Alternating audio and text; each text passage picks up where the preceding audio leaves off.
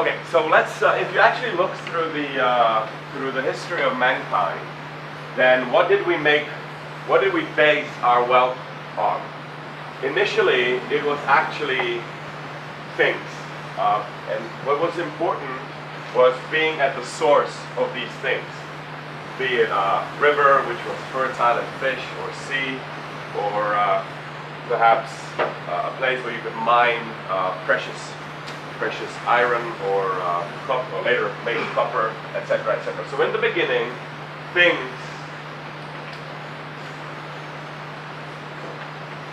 no. I'll play with it later. Things were important, and what was crucial was being there.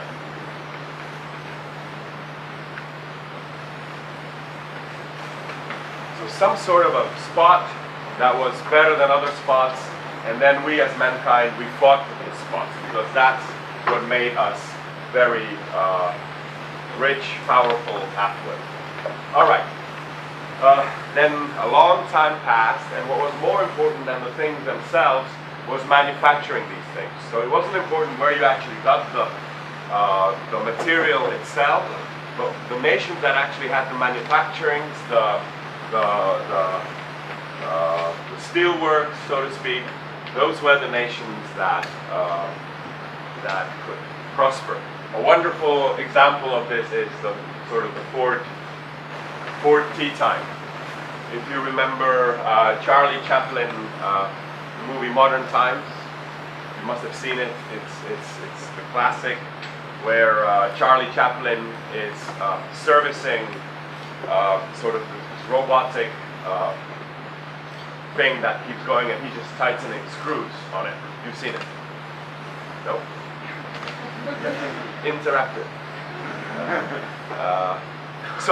And there, of course, you've noted this is a huge critique of the time, because the more robot-like you were, the better you actually prospered. If you actually scratched yourself, as he did, he missed his time, and he had to kind of push the other workers. Let alone if he wanted to sneeze or scratch or something. And then you remember he walked out of the factory and he was still doing, the screwing. Eventually he gets into this. There's this beautiful image. I think this is one of the most powerful images that we have from the 20s. There is this ironwork, this huge machine, and Charlie Chaplin, is right there in it. So this is sort of you could also read it as a cultural critique of this sort of a time rage against the machine, where the hard mechanic crashes the soft human sort of a body. This is one of the first images that we have. Later we see the same image in Matrix, for example. The machines are again crushing a human being. Something that we've created to serve us ends up crushing us, ends up molding us, ends up changing us into a sort of a machine. Okay, and then we move on, and then things move pretty quickly. Nowadays, owning these companies is not the source of wealth anymore. It's actually things with a K. So this was the time of McKinsey consultants, lawyers, guys who could program, etc., etc. Again, what was important here was the ability to systemize, to rationalize, to speak to computers in a way. This is what programmers can do. They speak to. By the way, did you ever realize that we speak to machines? I just realized it 2 days ago when I was screaming at my printer. And as I was screaming at my printer, I realized that I'm actually talking to a machine.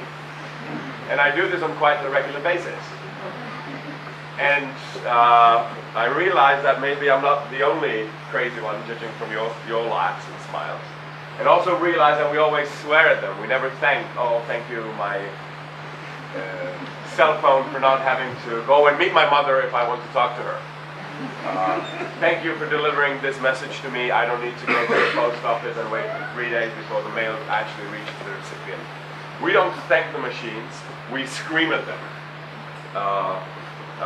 Anyway, this is the language that machines don't understand. That's why we need computer people. Okay, you notice that, well, then there was some periods where Brinks, I think this is where we are right now, Brinks becomes important. It's just enough to bring people together. This is exactly what's happening today. Who would have thought 10 years ago, or maybe 5 years ago, that a search engine with a stupid name, Google, could actually make this ridiculous amount of money just for looking for things for people? Who would have ever thought that people sharing their home videos, that the guys who ever invented this, or Facebook, or well, Wikipedia is not making much money, but anyway, who would have actually thought that these things would exist in the first place? And secondly, who would have thought that you could make ridiculous sums of money on this? What I think the age that is becoming is the age of non-things. As in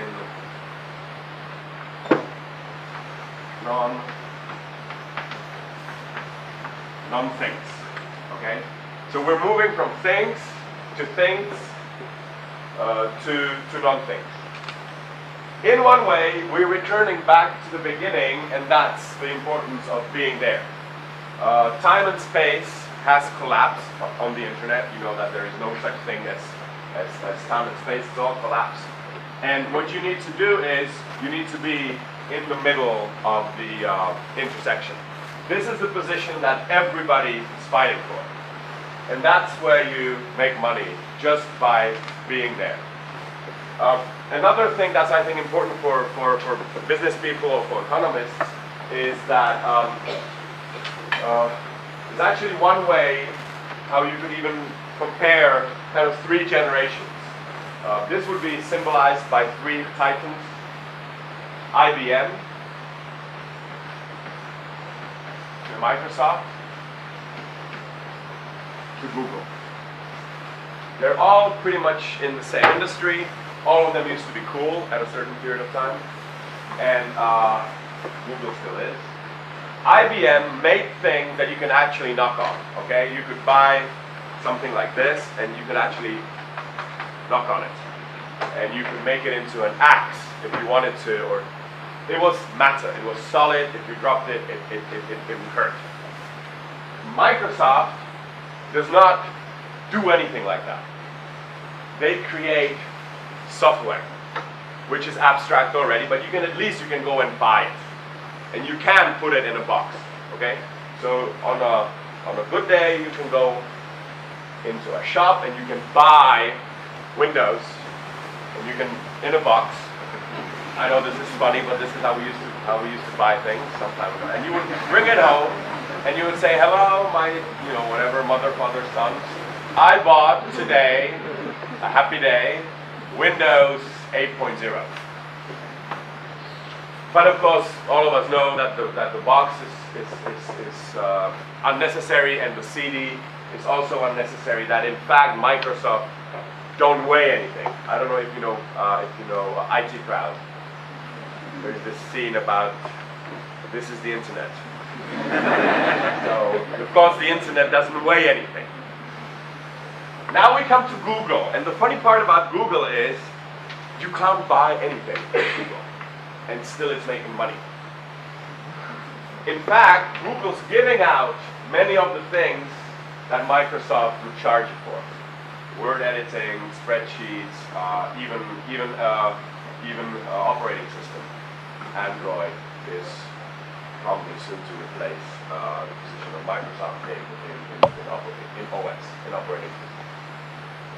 First difference. Second difference is that Google's giving things away. All the things, or majority of the things that Google offers is actually for free. So the price is for free. The lower they're actually going, pretty much this is a good example, they're actually going out of their way to give you things for free. and they're making money of it. A second difference, or maybe third or fourth, another difference is Microsoft, really what Microsoft is selling exclusivity. That's why the source is not open. If you buy, you're not really paying for the Microsoft software because that doesn't cost anything. The marginal cost of one additional copy of Windows or Office is zero because you can copy paste. What you're paying is a license to not kill, but to use, and it's exclusive.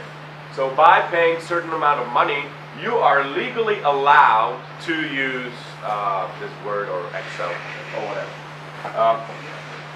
Google does not sell things to you; it sells you. So it's a whole new different business model. It's selling clicks, and you're the one who's clicking. It's something fantastic. Okay, so that's one thing that I wanted to demonstrate, going from things to non-things, and even artistry and things like that. That's exactly what I think is happening or will be happening today. If this trend continues, then we will go more and more abstract. And you can even see it today. When we, let's say, 50 years ago when we worked, we would work. Nowadays we work like this. When we read a book, we would read a book. Now we read a book like this. When we would write, right now we write like this. When we compose music, we would compose. Now we compose music like this. We also used to make love. Now we make love like this. And pretty much everything is kind of zoomed into your iPad or your screen. A huge variety of activities which you would never think 10 years ago could be computerized, or playing games. We used to play games again. Just realize how many things you can do, or in fact have to do on the internet. It's work, it's leisure, it's movies, it's entertainment, it's communication, it's relations, it's pretty much a lot of that has taken up a sphere which is absolutely abstract. So that's my first point. My second point would be the fear of evil. In the beginning, when internet was young, there was this tremendous, and this is important for those of you who are thinking about spontaneous order, and you are inclined to think of Hayek and the anarchic ways of looking at the government. When internet was young, which was, this was already your time, there were these huge fears that if we don't regulate it, it will be a zone of pure and sheer evil, which did not materialize. I mean, there's a lot of nasty things on the internet, but it definitely is not the most, it's not used for war, as it originally was intended to. It is not used for evil intention, and pornography doesn't seem to be all that dominant. You have Wikipedia, for example, and let's take the example of this. Why would people spend their time giving advice and information to others? They have no money for it. I don't even think they have any name recognition. I mean, you don't go around reading the name of the person who wrote an entry into Wikipedia and then, before you go to bed, you go, "Thank you, James Lee, for illuminating me on the topic of mushrooms," or whatever. There is something in our nature that wants to share knowledge. There is something in our nature that wants to share our lives with others. That would be all the ridiculous YouTube movies that you don't want to see unless somebody forces you by sending you an email. This was our wedding, and this is our son going to Thursday. But people actually like to connect, and the trick is you don't need to regulate it. There is a spontaneous zone in our world, and it is taking more and more time and more space and more, so to speak, mental energy, if you will, which actually works very well without any regulation. So what does that say about our nature? There is a huge mythological literature on the existence of a sphere where your wishes come true. Perhaps the oldest ever is the Ring of Gauges from Plato's work. Then the Ring of Nibelung were inspired, and later, of course, most famously, the Lord of the Rings. This ring made you invisible, and while you were invisible, you could do anything. You could watch ladies getting undressed, or boys if you were so inclined, and you could actually steal, and you could do nasty things or whatever you wanted to do. So all your wishes, in a way, would come true. This, of course, brought many people to ruin, realizing that we need to do some regulation or self-regulation. Just imagine a room where if you entered, you could do anything you wished, and nothing of that would have any consequence. This was a philosophical concept, which was a mental image, a tool, which was designed to materialize our wishes. First of all, would you enter such a room? This is a question for all of you. Just imagine, and even if you wished, your memory would be deleted afterwards. And for those of you, God doesn't see inside there either. Or for those of us. So you could enter, nobody knows what's happening, and all your wishes would materialize. So the first question is, would you enter into that room? And secondly, what would you do?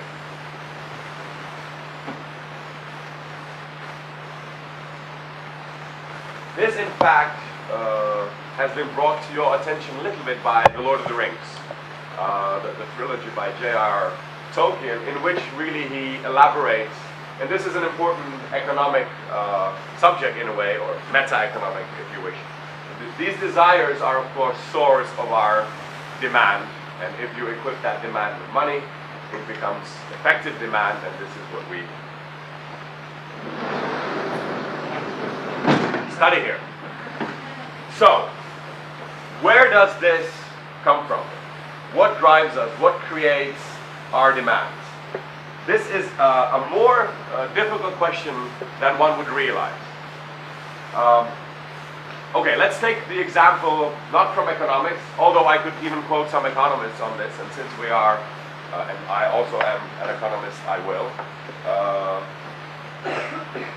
Why didn't Gandalf never touch the Ring of Power? No, in fact, right, we are here at the Faculty of Economics, so the proper first question should be, who owns the ring?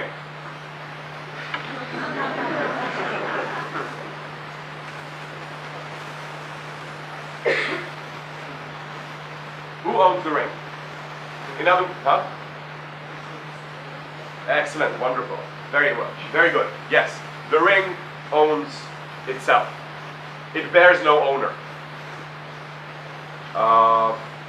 A second question would be, which is the same like the first, it's just rephrasing. The whole trilogy is called The Lord of the Rings. So, of course, the proper question of any intellectual is, okay, who is this book about? Who is the Lord of the Rings? Who is the CEO, so to speak? Who is the CEO of the rings? Who does the ring answer to? Surely not his creator. For those of you who haven't thought about this as much as this gentleman down there, please realize that Mordor created the ring all right, but it didn't own it. The whole trilogy is about them trying to own it again, but they can't find it. It's a very kind of a disjointed disownership. And they definitely cannot control it. In fact, the packing order is reversed. If you destroy the ring, you destroy Mordor, effectively. So the answer there was really right. It's what in psychoanalysis Jacques Lacan calls objet petit a. It is something that was created to be controlled, but it controls you. So that's why Gandalf and none of the others, even Gimli, never really touched the ring, because he was afraid of two things. First of all, his wishes would materialize, and even Gandalf wasn't sure that he would want to see this, and he would want the whole Middle-earth to be a witness of the most deepest wishes materialize.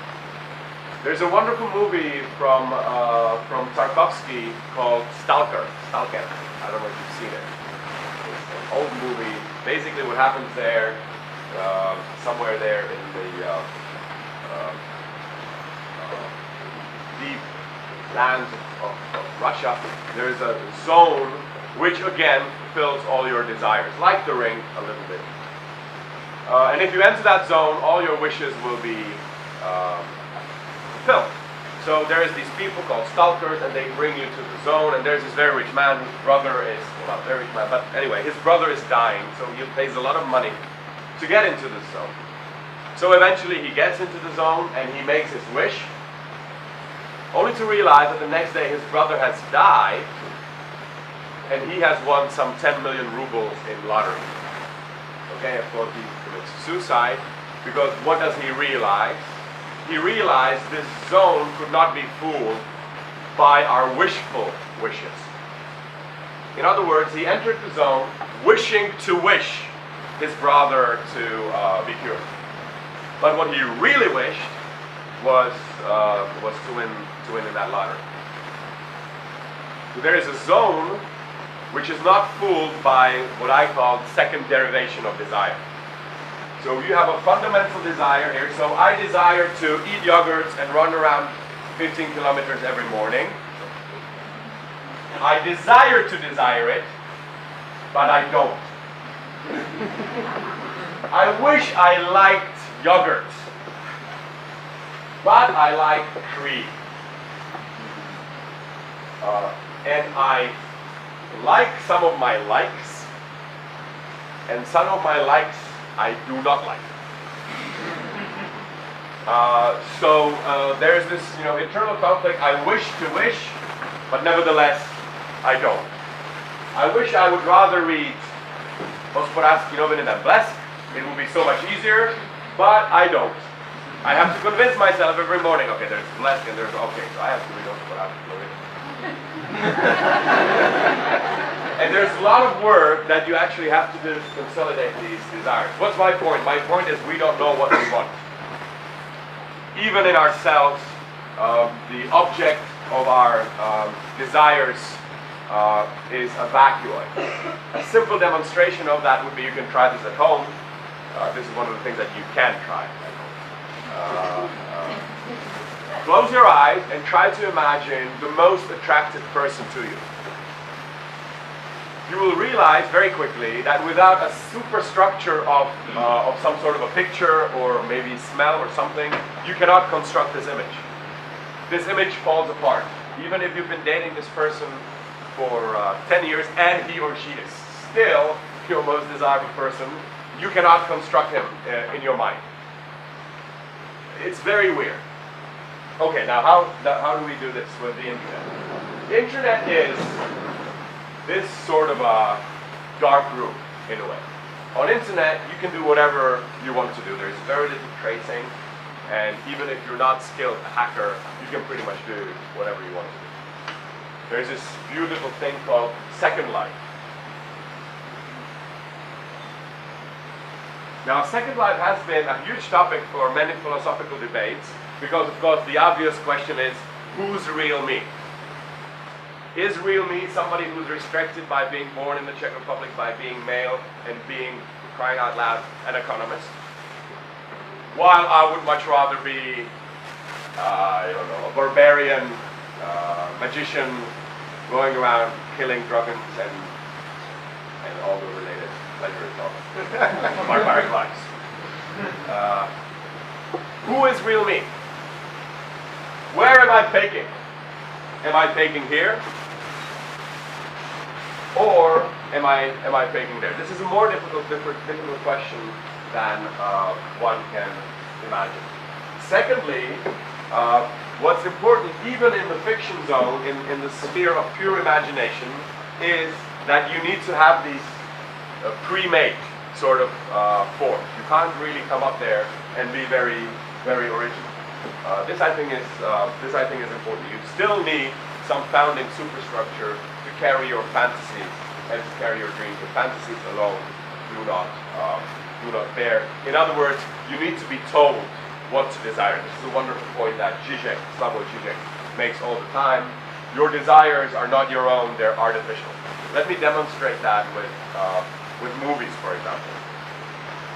Pretty much most of the movies that you consume today, be it The Matrix or Star Wars or anything, and there is some connection with internet, I don't know which one, maybe the science fiction or genre. But the message of these movies, let's take for example Star Wars. This is 1977, a beautiful year when I was born. This was the outburst of modernity. And in the Star Wars you see a beautiful contrast, which you by the way see in many movies all the way till Avatar, for example, and others. There is a clash between high-tech and low-life. So, technologically very advanced civilization. For example, in Avatar, we have all these wonderful things that can fly and bombard planets. And very low life. Actually, even the good guys, the sort of negotiators, were bad guys. They just were meant to move the Aboriginals in a more diplomatic way. I don't want to carry this as no. So, Star Wars. You have this technology with all these lightsabers and speed of light travels and all sorts of races. Yet, all this technological progress has not bettered mankind. On the contrary, the morally superior are Jedis. Jedis who actually don't use much of machinery except for the lightsabers. Otherwise, they're sort of monks. And they listen to this weird force that, and they spend half their life meditating and they speak very bad English, especially yoga.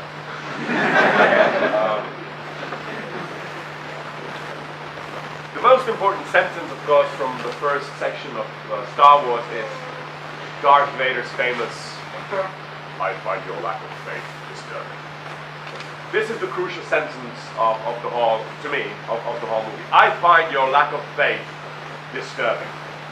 And it is faith that enables Jedis to, lift aeroplanes. You need to believe, blah, blah, blah. Okay, so all these movies are telling us, forget about rationality. To us economists, that's extremely painful because we spent, 5-8 years studying it. Forget about your rationality, just listen to your heart, be yourself, screw society, and just do it. The problem here is, of course, your beautiful emotions and wishes are as artificial, or perhaps even more, as all this sort of rational, pre-cooked constructions that they all want you to be. Okay, this is the problem of Frank Knight. Frank Knight said, Chicago-based economist, it is not the satisfaction of our desires that we want, but better and newer desires.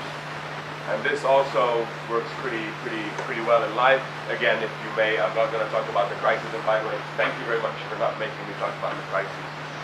It's so pleasant not to talk about the crisis for the last 3 years. But anyway, this is one of the symptoms of the crisis. Just one comment here. We all feel we don't have enough. We have 10,000, maybe 100, maybe 1,000 times more than the richest kings of Middle Ages. Yet we all feel deprived of this excess joy. We all feel we don't have enough. We need to have more and more and more. In other words, the point is this drive, which Knight described, it is not the satisfaction of our demands that we want, but newer and better demands. This one sentence explains all this drive for more very well. Okay, right. And then I had another point, my final point. This was good and evil, how it reveals ourselves from things to abstract things. Oh yes, of course. The age of a child. Nietzsche was a philosopher, and before he turned completely crazy, this can happen to economists as well. Only the difference is that we get a degree for it. I just made that up.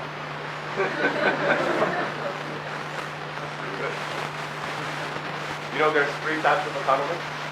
one that knows how to calculate and the other one that doesn't. Exactly. Always takes 5 seconds before people start laughing. Yeah, Nietzsche came up with this idea of Übermensch. Übermensch, by the way, this is in English translated Superman. The first, well, you can guess. When was the first series of Superman as a comic? Just have a guess. No. 38.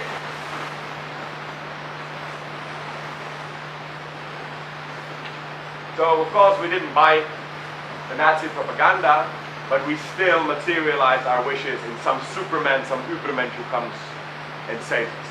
If you've seen Captain America, there it's beautifully depicted. Captain America is a blonde, Aryan sort of a type, who with sort of very Germanic shields and methods, outpowers the evil. But anyway, that was not my point. My point was that he thought of Übermensch, of a new race that was supposed to come and outdo the race of especially Slavs and others, subordinates. Übermensch was outside of good and evil. Übermensch was not possessed by rationality, not obsessed by sex. It was sort of an elfish race, maybe, if you will. These elves, or Übermensch, they didn't need to reproduce. They had an army of slaves who worked for them. This is Übermensch. Übermensch plays. Übermensch is playful. He doesn't worry about serious things. It is, and he also describes 3 types, 3 ages. Most thinkers, starting from Joachim of Flora, then going through Hegel and others, all the way to Nietzsche, always describe 3 ages of mankind for some strange reason. Nietzsche talks about the age of a camel. Okay, I'm not a very good camel person, although I do occasionally smoke them. So the age of a camel, and he talked about this in a development of a man. All I'm saying is that you can also use this in the development of our civilization. So you start out in the age of a camel now. Camel listens to orders. It carries heavy weights. And the longer period it can carry it over dry land where nothing grows and it's deserted, the better the camel is off. Then comes this is a lion. Then comes the age of a lion. Lion cannot be settled. Lion rebels against everything, and it does what it wants to do, and it is very, very destructive. And then the third age is the age of a child.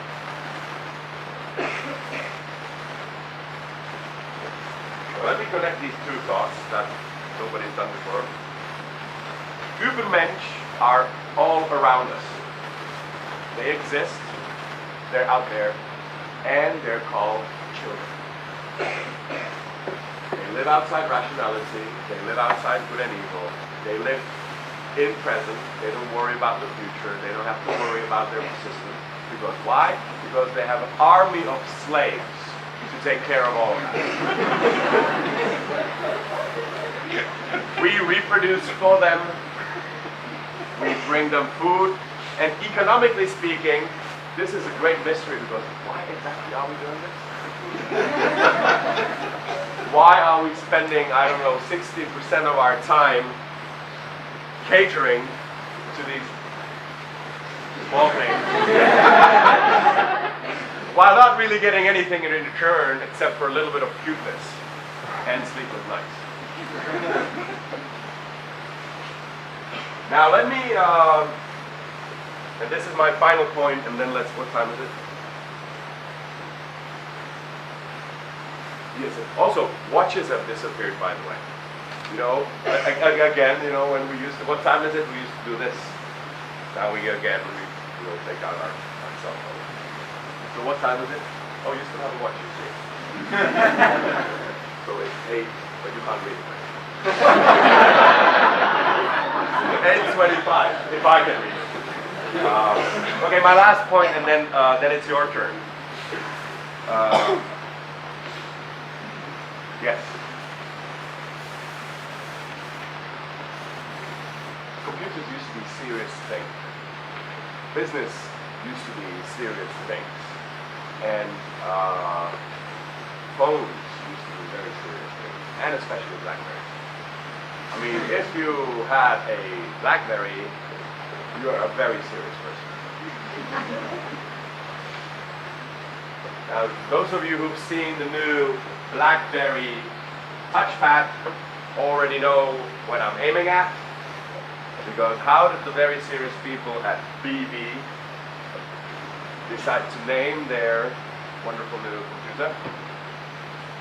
Playbook, exactly. Playbook. It's fun.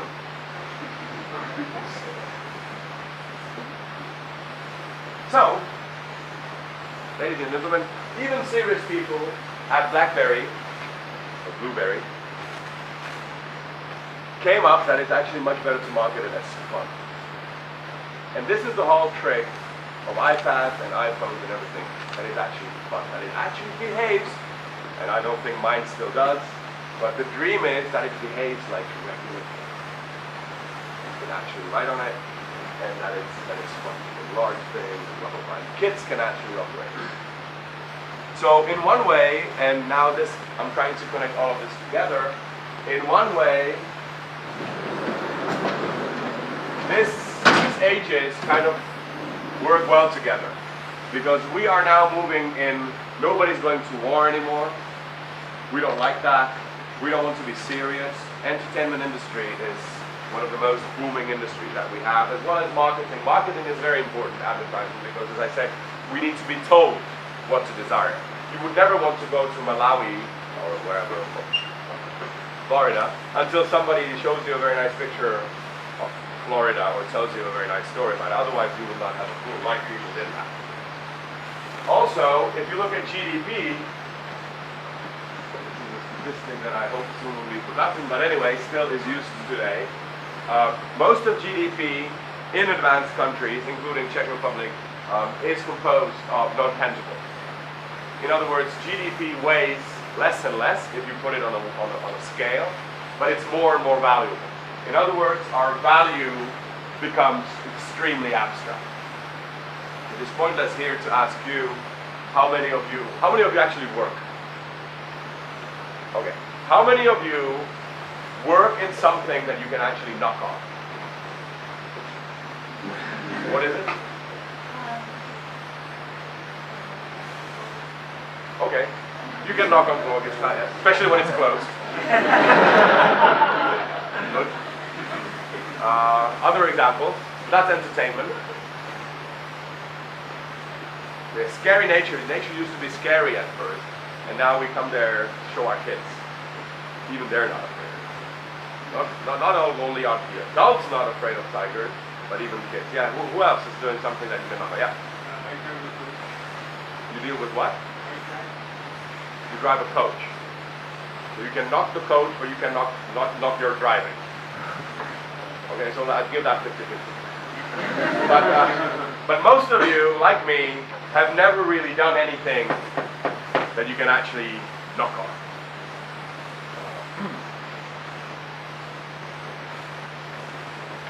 The wonderful thing about Google is that Google cannot move to China. I mean, IBM can, and it did, by the way. Sort of. Microsoft can also. India, very good. But Google, it's or Facebook. I mean, okay, move your headquarters. That employs I don't know how many people, but that's not really the issue. So this, I think, is the future of economy, future of Europe or our civilization, is to create non-thing. Okay. Well, thank you. And now let's go for questions. You don't have to ask about the topics that I covered. You can ask. Oh yes, I wanted to say. the thing is, on internet, nothing is real. You know this very well, but it's very difficult to actually realize that all of this is not real. 74% of our GDP is not real. For us economists, what's important is, okay, what would happen if internet disappeared, or if computers disappeared, or if you swiped a big magnet over the earth? Money would disappear. Money is also not real. Money has a similar characteristics like internet. It gains value by usage. This is something different. You know, normally our goods, when you use them, they lose value. If I just open this bottle, it is unsellable anymore. I didn't even touch it. I didn't even spit in it. You can't sell it anymore. Just because I used it a little. If I use it some more, we can drink more. Now nobody's going to drink it anymore. It lost value. Then we have public goods, such as lighting. And there, if you use public lighting, you and you and you, or if you use the army, it is not diminishing. We now here have a sort of a new good which increases its value by usage. So the more users you have, the higher value it has. Google, I mean, if 5 people use Google with all its beautiful services, it would be worthless. The point here is, in all of this, is that a lot of people use it. That's why there's this huge battle over the center. And this is also what's happening with currency. Currency must be used. If it's not used, it loses its value. Currency, as you know, is not covered by anything else but a short, abridged version of a very difficult philosophical problem. Actually, what is it that comprises money? But let's just say, because this is not a lecture on money, it's trust embedded. You can't come to a shop. This is a beautiful point that young Sokol, Czech philosopher, makes. You cannot come to the shop and come to the lady and says, okay, I would like to have, I don't know what, rohlíky and salam, and here is 50 or 100 crowns, and she actually does not have the right to say, what are you doing?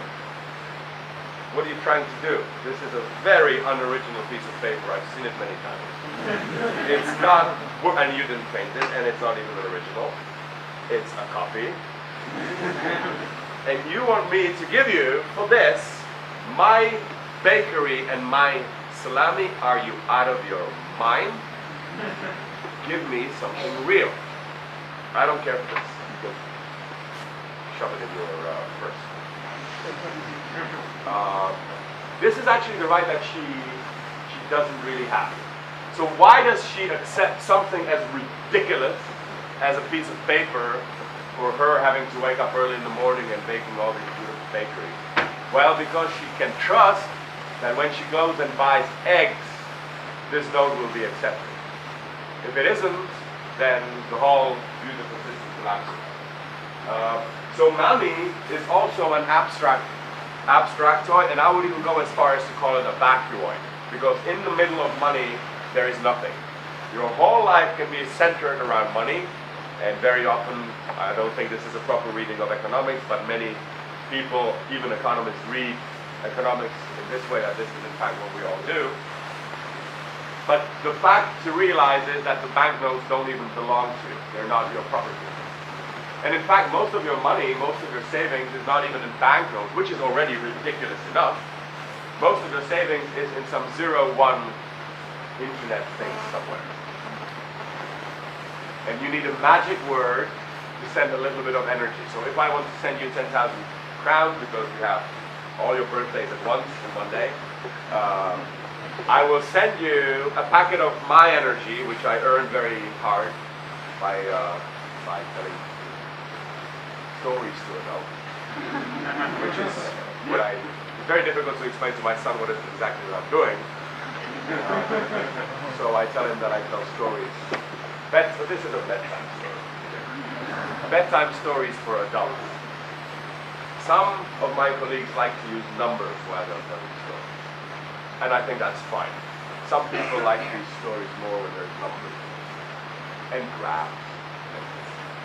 But it's all a story. It's, some are nice, some are beautiful, but it's all a story, and the problem is that I don't know why I started talking about the story. Yeah, so I earn my money by telling stories to yourself, and then I send a packet of energy to you through the internet. And I have to use a magic word to do this. This is called a bingo. And that's how our magic works. Okay, end of me, beginning of you. So it's now. And also, by the way, one last thing, sorry. So my Moravian brethren will forgive me. Víte, že Moraváci vymysleli iPhone? iPad taky? iPody, iPhone.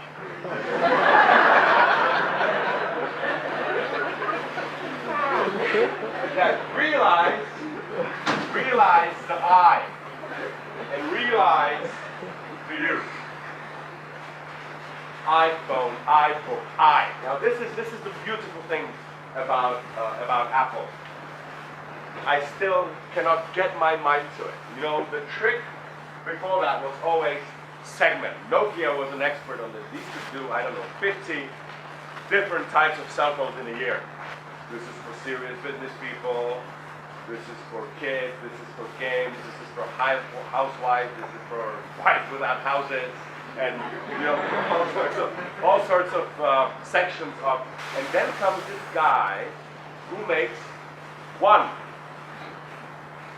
cell phone, even calls it an iPhone, and everybody feels in love with the same piece of machinery. It's the same thing.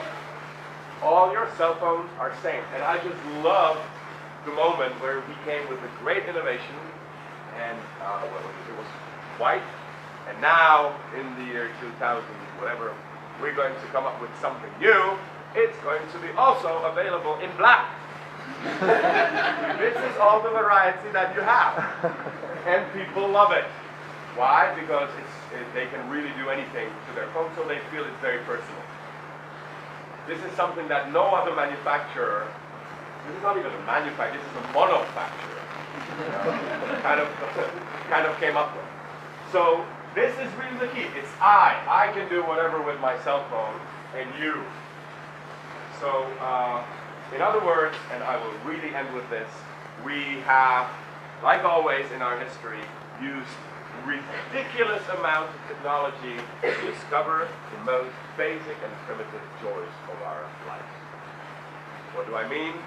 I don't think kids are happier today than they were when they played with wooden toys. But the thing is, you cannot make this trick again. I mean, you cannot give to your kids a wooden toy and say, oh, I used to play with that when I was small. So the question was, what do I think about the value of these companies? What value do they really have? This is a great question, because there is, this is really one way how to look on how economy started, from Adam Smith all the way through Marx all the way till today, is the value. How do things gain value? Is it because of labor? Is it because of how many things we put into it? I mean, even the manual thing doesn't work. Can you try pressing it manually, maybe all over?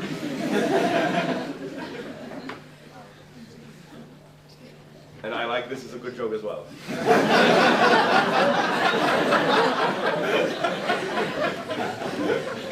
It's a manual phone. Yeah, what is the value of things? This is a huge question, because there's a huge difference between price and value.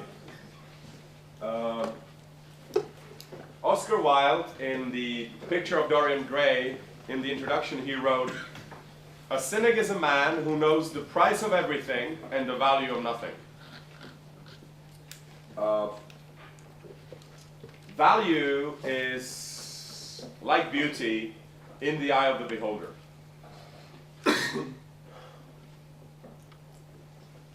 It is not scarcity that constitutes value. This is a common mistake that we make. Gold has value because there is not enough of it, or whatever. Dan Ariely, who's a wonderful economist who's very fun to read, he wrote a beautiful book called Predictably Irrational. And in it, among many other things that he claims that, well, he gives this example of black pearls. You know, black pearls once in history had no value at all. If you found a black pearl, you would toss it back into the sea. And then somebody came up with, you know, with a nice, oh, wow, this is an oyster sort of. And then somebody came up with, and there's few black pearls than white pearls. Yet they were not precious. And then somebody came with a nice marketing strategy. For those of you who study marketing, look up this case. This is genius. And he made black pearls into a very, very valuable thing. First point, yeah? Second point, Dan Ariely, the economist, has this wonderful blog, video blog, so it's entertaining to watch even when your eyes are tired. He says that he was on some rock concert, and I love the story. He was on a rock concert, and there he met a keysmith. Well, the guys who, if you lock your keys, they come and pick them up. Not thieves, the ones that you pay for. Key something with Smiths. Well, anyway. And he said, and he was complaining to this guy, he said, when I was younger, it would take me maybe 2 hours to open the lock, and I would break the lock many times while I was unsuccessful trying to open it, so people would have to give me, let's say, $2,000, and they would have to pay $500 for the new lock, which I destroyed. People used to tip me then. Now, as I'm skilled, I never break a lock, and it takes me about 2 minutes to open the door. And people are complaining that I asked for $2,000 for that service. And they never tip me. And of course, you know, that Ariely starts thinking, why? I mean, the service was done faster and more efficiently. Why do people not appreciate quality work? Well, because it only lasted 2 minutes. So we have a feeling if this guy is sweating and breaking things and breaking his fingers over it, you must give him more money. So this is what we call labor theory of value. Things have value because people worked on them. Adam Smith saw this, others as well, all the way till Marx, and you can even go as far as to say that because of this one mistake, he came up with the whole idea of extra profit being because if value comes from labor, then value belongs to labor, and there is no really room for a capitalist to take that excess value because he is stealing the value from the workers. This is what Marx was saying, based on a labor theory of value. So you here see how some of our philosophical mistakes in economics can bring about a lot of real harm in real life. You know, bubbles. They talk about, but maybe you're also asking for a bubble. They talk about bubbles all the time. I don't like talking about bubbles because bubbles sort of imply that we know the difference between price and value. So if, okay, you hear an analyst in TV, they usually say, okay, the price of gold is too high, the price is overvalued, you should sell it. You hear this all the time with the currency, with stocks, with gold, anything. You hear this on a regular basis. What is it that they're saying? They're saying that the price of gold or whatever is higher than the true value of gold or whatever. Also realize in any purchase that we do, there must be 100% agreement on the price. You can't sell something for a different price than you're buying. I mean, the price has to be one and the same. But there must be an absolute discrepancy in value. So if I'm selling you something, I must believe that the price is higher than value for me, if I'm selling it. And if you're buying it, you will only buy it in a situation where you believe that the value is higher than the price. So there must be an agreement on price, P1 equals P2, but a complete V1 must be smaller than V2. Otherwise, a purchase will never, and the purchase, of course, is in this direction. Otherwise, a purchase will never take place. Okay, so anyway, so what are these analysts, or what are we saying? We're saying that we know the true value of gold based on our, and what gives us this truth? Models. And so that's the first thing. We know the truth, and the market doesn't. Second point, markets are wrong. By the way, you hear these comments very often by people educated at schools like this and others that believe that markets are never wrong. Yet, in every single commentary, just by saying this, they're saying markets are wrong. They're also saying markets are irrational. While we've been taught here about the rationality of blah, blah, blah, blah, blah, blah, blah, blah, blah, blah, blah, blah. The markets are rational, human beings are rational, animals are rational, your mother is rational, everybody's rational. This is a wonderful thing about a myth. This is a perfect example of a modern day myth. Hesiod was a Greek philosopher. He described myth beautifully. He said, myth is something that never happened, but is happening always.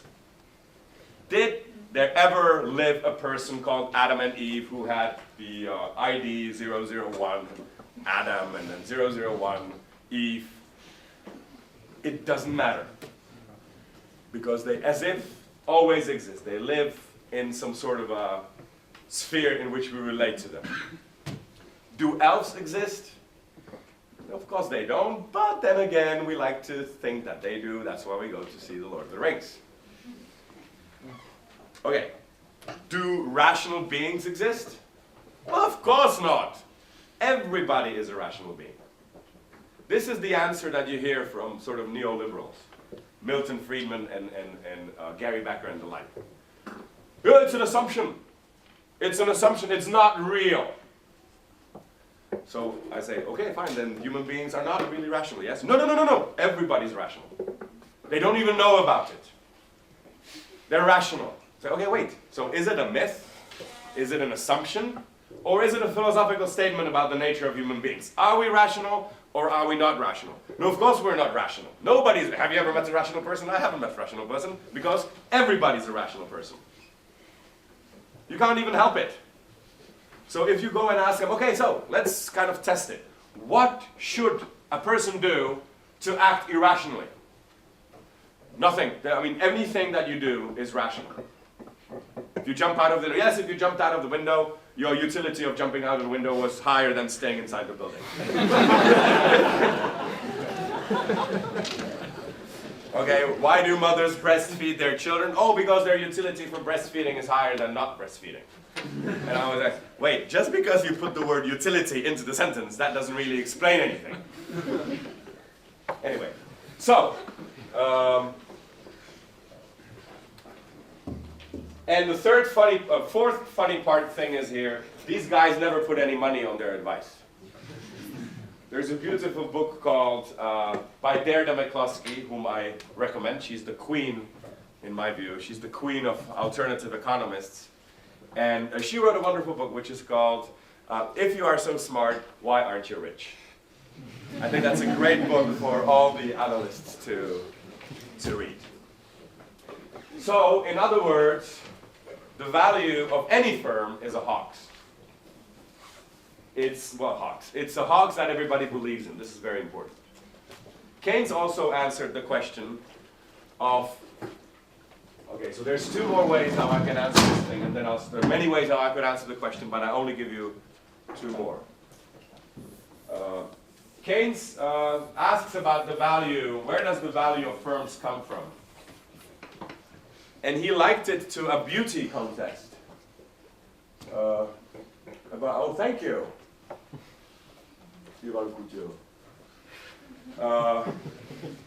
Keynes said, well, this is a little bit sexist in our time, but Keynes used this example, so please allow me to use the same one, just not because I'm sexist, but because I want to be loyal here to the original example. Anyway, Keynes says, well, imagine a beauty contest where you have, I don't know, 12 beautiful ladies with legs and everything.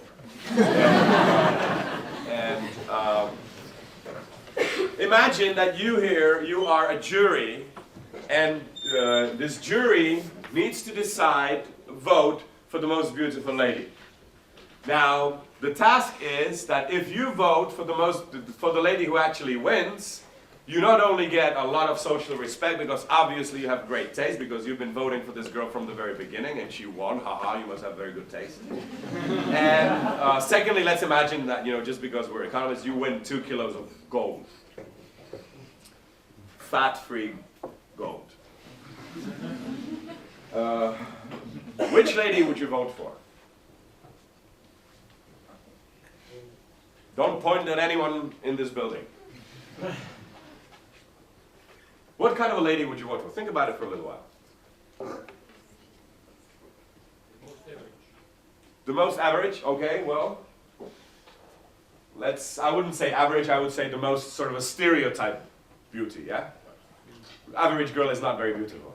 It has something between blonde and black hair, Usually has 2 eyes, which is exactly the right amount of eyes to have, especially if you enter a beauty competition.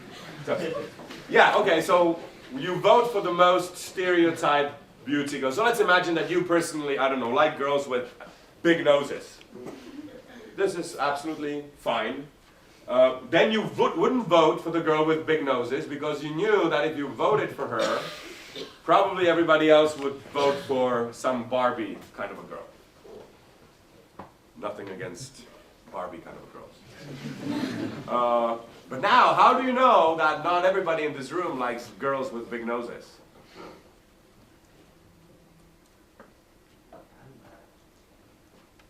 And how does this room judge what a stereotype is? So the proper quest here becomes, I vote for the girl who I think everybody else will vote for. It's a little more complicated than that, because this kind of becomes a loop. I vote for a girl that everybody else thinks that everybody else thinks that everybody else thinks. And you can actually run, in behavioral economics, you can run attempts of this nature. I would love to do one with you. And according to the answer, this kind of tells you how stupid you think your colleagues are. Or what taste there is. All right, so that's the first point. You do not vote for the most beautiful girl in your own opinion. You actually give in to the judgment of the market. This is also sort of a paradox that I don't have this thought ready yet. It's sort of a thought in the making, but I will maybe think of sharing. Let's imagine that there are 2 people, you and I, want to change flats. I live in Prague, you live in Brno. I want to live in Brno, you want to live in Prague. And our flats look pretty much the same. They're both located in the center. So we could actually agree to swap these houses. This is our free choice. And most importantly, this is our free assessment of value. But no, we would probably go to the market and realize that my house is 3 times more expensive than yours, because it's in Prague, and that's the way that's the way things are. And we would actually give up, and this I think is important, but I don't know what to make of it yet. We would give up our personal value judgments, because we were quite fine with our flats. Our value system was 1 for 1. We're both cool. But then, if I asked the market, I would say, oh, I was stupid because I could have gotten 3 flats for my 1. So I actually subject my opinion to the opinion of the market. So, many times we understand that we create the values and the prices in the market, but also you could look at it exactly the other way. The market dictates prices to us, because how do I know that milk is cheaper than Coke? How do I know this? How do I know that wine is cheaper than whiskey? Well, or beer. How do I know that water is more expensive than beer? What? The market told me. And how these prices are exactly established is a little bit of a mystery. So, you know, anyway, yeah. So first point, you give up your personal value judgment like in this beauty contest, and you give in to the judgment of others. Really losing a lot on that, because then, well, anyway, that thought you can carry on for a long time, and I'll leave that to you. A good lecturer, I thought, always shouldn't say everything. Second point,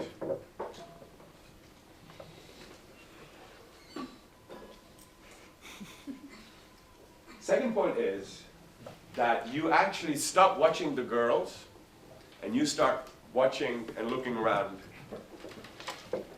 the jury. Oh, he frowned. Okay, so it's not going to be number 12. Because he frowned and everybody else saw that he frowned. And who cares whether you frowned because you remembered that you forgot your wallet somewhere or because number 12 was just walking past. It doesn't matter, this is absolutely irrelevant. He frowned. He sends a signal to the markets. It's not going to be number 12. And she sneezes when number 14 walks by, or he cuffs. It's not going to be number 14. So you're actually better off not looking at the girls, but looking at the jury. Okay, why is anybody, oh, that's good, also smiling, so maybe number 7. So in the markets, you don't end up winning by choosing a good company. You end up winning by choosing a company which everybody else will believe is a good company. That's the trick. And maybe one last point. I'm sorry, I promised I only will make 2 more. But this, I think, is an interesting point. This is the point that goes to the very core of what we believe the markets to do. Because we believe, traditionally, in social Darwinism. And this is oh. Okay, what does social Darwinism say? Social Darwinism say a better company, a more adaptable, okay, so, well, no. The case in biology you can work out for yourself. This is a wonderful example of tautology. You know what tautology is? Okay, you have 2 companies, A, B. Which one is going to win? Well, of course, the better one. And how do we know? Because the market selects it. So laissez-faire, laissez-passer, Arbeit macht frei. This is, by the way, what we believe. Arbeit macht frei. This is, Greeks should work more. I want to be free. I need to work more. I want to afford. I need to work more. I'll be free when I am able to purchase something. My only way of purchasing is to work more. Yes, work makes you free. In a way. So, which company is better, A or B? Let's say company B wins. Ta-da-da-da. How can we tell that it was better? Well, because it won. No. Did it win because it was better, or was it better because it won? Let's just say that there was an accident. This guy, okay, this is PC, and this is Mac. Okay? Or even better, not to take it personally here, because this is a Google seminar. This is VHS, and this is Beta. Do you remember? This was maybe before, now you just gave in your age. This is before the time of most of you. Oh yeah, actually this was a funny time when we had movies on tapes. And you couldn't download these tapes. You had to copy them. And you know, the 3rd copy was already free. Anyway, so there was 2 systems of these videotapes. They were about this big. You could also use them for self-defense. And it was pretty much the same thing, except they were different sizes, so you couldn't, or you could, but it didn't work, squeeze one into the other machine. Okay. Which one is better?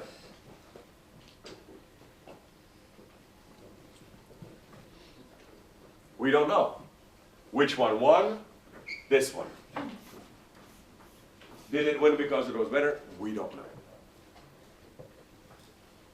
And this is the problem of the market selection. We cannot tell in advance. If we had a mathematical model which could calculate the value, which is exactly what you're asking for, and we would have some okay, utility of this is 11.7, whereas utility of this is only 9.97, so this one is better, and then we could test whether the market selects the better one.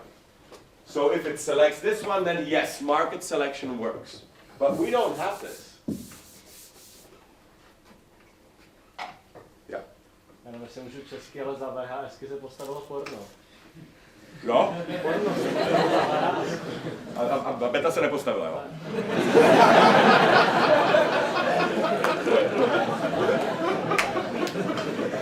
Takže to je taková přírodní rozmnožovací tržní selekce. Buď se postaví, nebo nepostaví. I'm not going to translate this. Jo? Things like this could happen, or I don't know, somebody who was bringing the advertising broke his knee on the way, so they didn't get into the whatever. Yeah. May I ask you? Or even actually, sorry, before we go on. Sorry, one last point. Let's imagine that this is a corrupt firm, and this is Clean. clean, yeah. Which one would work? Which one would win in Czech Republic? So it really matters on how you define better. Because if corruption is allowed, then A will win. If corruption is not defined, in other words, if your institutions are made so that better one wins, then B will win. So it really, the market here is somewhat irrelevant. What's absolutely determinant is the institutions that are made by either laws or habits. The only way the invisible hand of the market functions is because it is supported by a legion of invisible bureaucrats. And the only role that these bureaucrats have is to be invisible. That's why it's so painful when you bump into one. They're not supposed to be there. Everything's supposed to be spontaneous. But try and, do that a little. Let's have one day without building permits. And on that day, you can start building anything anywhere you like. You would destroy any city. So this is the mystery of the truth. The supporting structure, and this is actually true of everything that I said, is always in the around. It never is inside. The truth is always in the surroundings. Let me take an example, and then, let me just take an example. Okay, if I say of a woman, let's say that I'm not going to pick on anyone. She is like a flower. I want to compliment her and say, oh, she's like a flower. And we could quarrel about this. No, she's not like a flower. We could even start a war.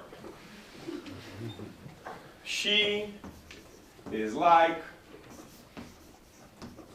flower. What is the truth of this statement? Scientifically speaking, this is a lie. I mean, come on. What exactly do flowers and females have in common? This one doesn't produce photosynthesis. This one doesn't talk. I mean, of all the possibilities, of all the, characteristics that a flower has, there is 0.00001 thing that's in common with a girl, and that's or a lady, and that's beauty, maybe a little bit we don't even mean that she smells well. So where is the truth? Scientifically, this is nonsense, of course. Where is the truth in that sentence? Well, of course, here. Because we understand what we mean by that. language. Or I don't know if you've read Hitchhiker's Guide to the Galaxy. The ultimate answer to the meaning of life, universe, and everything was what? 42. This is beautiful because that's exactly how we like the truth to be. It has to be a number. It has to be computed by something very complicated like computers. It has to be very objective, no human opinions, and it must take a very long time and nobody must understand how it happened. This is sort of an ideal picture of truth. Why doesn't it make any sense? Of course, because we don't have the context. But this is absolutely the fact. This is true. Even till today, this is the answer to the meaning of life, universe, and everything. Only it doesn't make any sense because we don't have the concept. Enough of that. Okay, sorry, please. A very short question. Oh, that doesn't really excuse a long answer. Will always be summarized into a single, simple word, speculation? So what? Say again? Speculation. Yes, what was the speculation? Like all that is said and is believed and we sell it is a speculation. Yeah. Only because it was believed. Yes, yes. Your mind makes it real. Yeah, it's yes, of course. Everything is a speculation. Yeah, well, speculation, it really depends how you, I would say ideology maybe, but there's nothing wrong with speculation. I mean, the fact that I love somebody is a speculation. I don't even know. That I want to go home is also a speculation. Even my wishes are speculation. But in a way, it's, of course, the most successful ideologies are those ideologies that are invisible. In fact, the ideologies that you don't even realize they're there. Such as, markets are natural. Democracy is natural. There's nothing natural about democracy. It's a beautiful system, and I love it to pieces, but it's not natural. Like iPhone is not natural. It's beautiful, but it's not natural. In fact, if you go through the history of mankind, democracy we had here for maybe 2% of the time. A little bit of in Greek, in some villages, and then a couple of decades in the past, generations or two. So it's economics, like science, is stories about people told by people to other people. Yeah. Yes?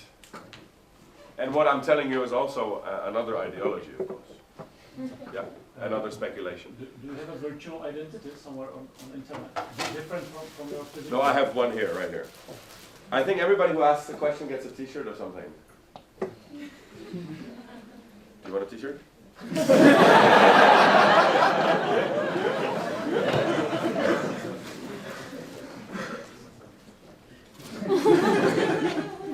Who catches that? Yeah, so yes, well, can you not have a virtual identity? I mean, what is your identity? My original question was because But I don't have a real. you ask a question, which one life is a fake? If the virtual one or the physical one? Yeah. My question was, in your personal case, which one do you think is a fake? Well, I think all of them. I, want to go to the world, give me my heritage, and he spends it everything, and then he's, eating with the dogs.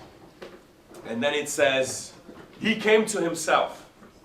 W czeštině, přišel sám k sobě. What, and of course, what is the distance between self and self that you have to come to it? But there is this distance between self and self, which actually connects, in my opinion, even with economics. Going again to the Bible, the first question was that God ever asked human beings after the fall. Adam and Eve took the, blah, blah, blah, you know the story. And then God comes looking for them. And the first question he asks is, where are you? And the man doesn't answer, here I am, but he answers, I am hidden. And this, I think, is not only true of being hidden from God, but we are also hidden from ourselves. You know, God's name is I am who I am. I think our name is we are who we are not. We are not our true selves. This is why many of us, I can't of course speak for all of you, feel a disjoint between me and me. My desires, I talked about this, are not really mine. I don't feel good. I do things that I later on realize I regret. So then who was acting in my stead? Where is the distance between I and I?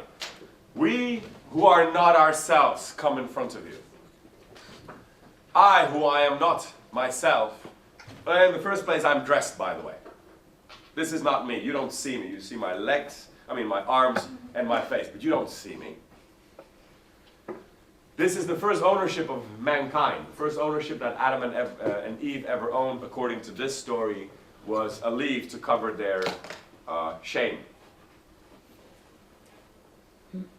And they didn't dress because they were cold, but they dressed because they felt ashamed. So here you have a wonderful link between the internal lack of something, I feel ashamed, I want to hide, so I end up owning something that hides my nature. Přirození. And this moment, mankind ceased to be naturally natural. We started to hide naše přirození. We were not přirození as we were přirození, also naked. We lost that, and we became what I call naturally unnatural. We feel much better when we're not natural. This is true. For crying out loud, this is hot enough for all of us to sit here naked. We're not dressed because we're cold. We're dressed because if we actually were sitting here naked, we would feel very unnatural. If we were here natural.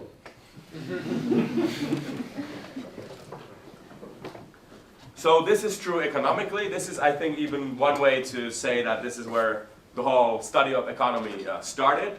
But I also think this is true philosophically. We are dressed, we don't see the truth, we don't understand ourselves. We need to go and see shrimps, we need to read the Bible, we need to read the poetry, we need to read philosophy to, yeah. You know, so, yeah, what is the true what is the true self is a very good question. And the bigger gap you have between the two, that maybe is one of the factors that drives us to more consumption. Because shampoo, advertisement, what does advert tell you? It looks like it tells you you will be beautiful. What it really says, you're ugly. Without this cream or without this shampoo, you're ugly. And of course, we're here, all of us intellectuals. So when you see a nice little advert for shampoo, you don't go running into a shop to buying this particular brand. Of course you don't. But we all believe that it's important to have shiny hair. Where did that come from? We bought the advertisement 120%. And that it's important to have these little things on your stomach. And the fun thing is that these identities are even beautifully split, which is beautifully seen in advertisement. I was writing my book when I was translating it into English. Think, little advert. When I was translating it into English in Chicago, I love watching advertisement. This is, of course, the most fundamental part that goes in TV. Everything else is there just so that you can watch advertisement. All the entertainment and all the movies in private channels are there just as a packaging so that you can get the advert inside. One advert was for, I think it must have been like 5 kilos of parts of dead chicken fried for $3. Like a really huge thing. And the next advert was this torturing machine that you yourself installed in your room. So you have this 2 seconds of eat for $3 all these little pieces of chicken, and this is oh yes, of course I should, oh this is crazy good price. And then you and I also should, and it slaps you from face to face. In Czech, for example, we have different kinds of advertisement. These, for example, a beautiful lady wakes up Monday morning and it's shiny, and her husband wakes up also, he kisses her. Kids are looking forward to go to school, and the husband's very lovely, and they live in a big house with a car, and this is all because of that yogurt she bought. And if you are, as a house lady, unable to provide this sort of happiness, then that's the yogurt that you missed and failed to buy. So she tries very hard, and then the next advert is this black underwear. She's a dragon. She seduces every woman that every man that looks at her. And this poor lady, like we poor men, we don't even realize that there's a conflict between being a very nice housewife with all these yogurts in the Monday morning and being a debt killer, sex something in the next 2 seconds. So these identities are, by almost definition, absolutely contradictory. Okay, I think we don't have, what's the time?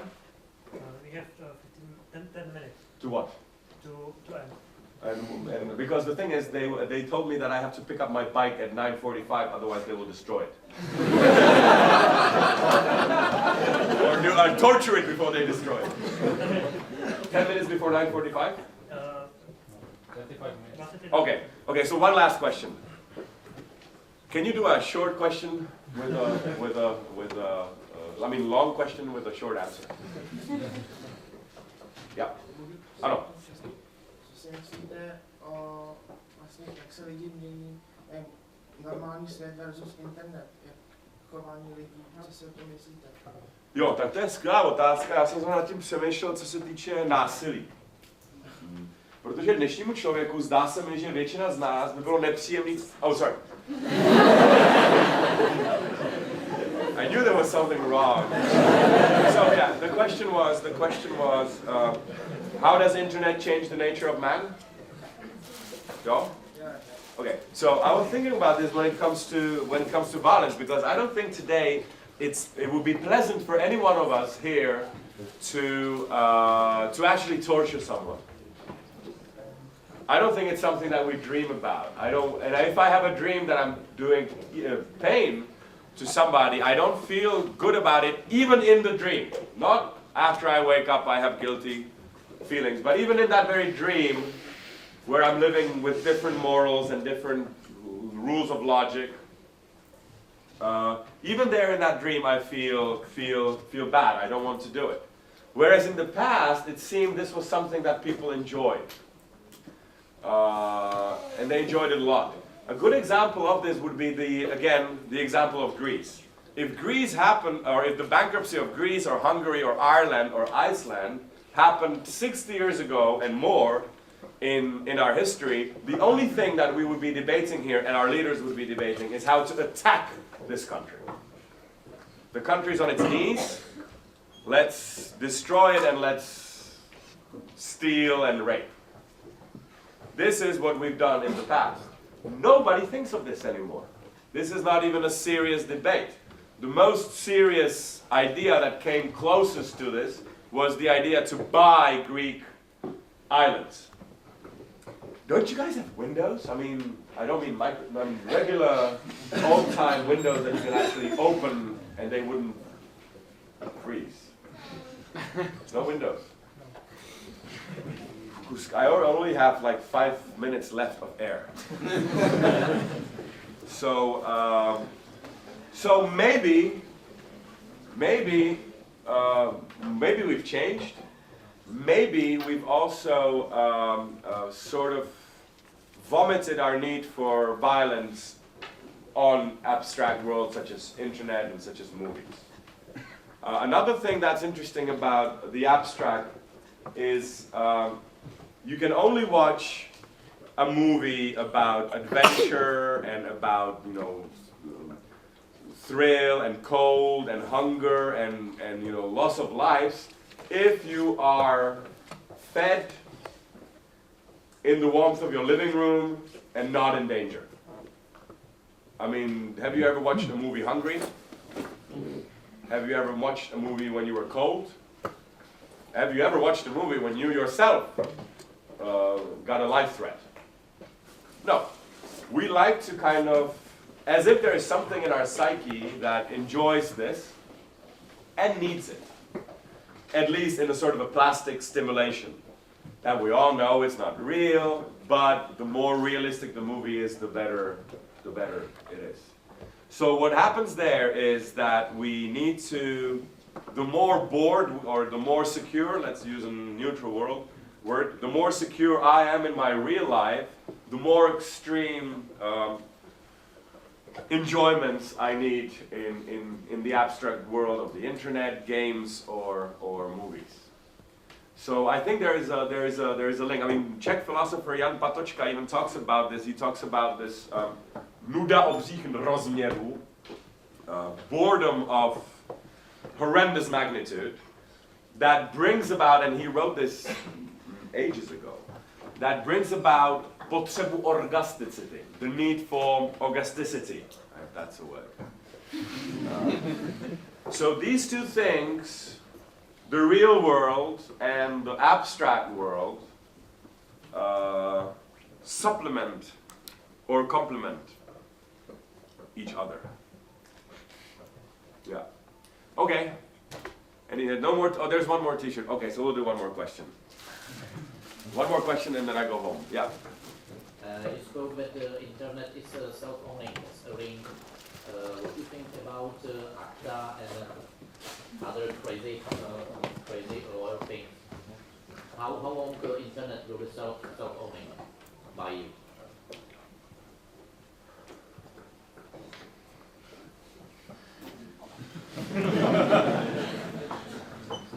I don't know.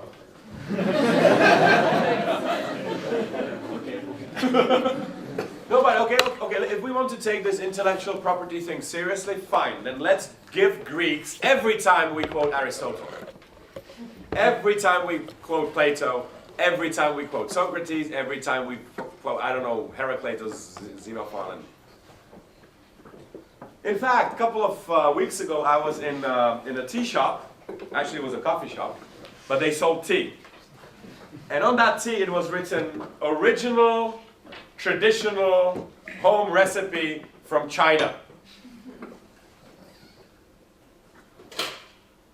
Okay? Did you pay royalties? This is, you know, we want them to pay for Microsoft, and then we don't pay for their tea, and we even brag about it. We stole this recipe while we were, whatever, in China. And by the way, and the marginal cost of producing one more Microsoft copy is 0, while marginal cost of producing one more tea is pretty close to average price. What right do we have to say that this is of intellectual value and we should pay for it, and this isn't? If we respected intellectual property, then paying the Chinese for their traditional, original tea recipes would perhaps solve half the problem.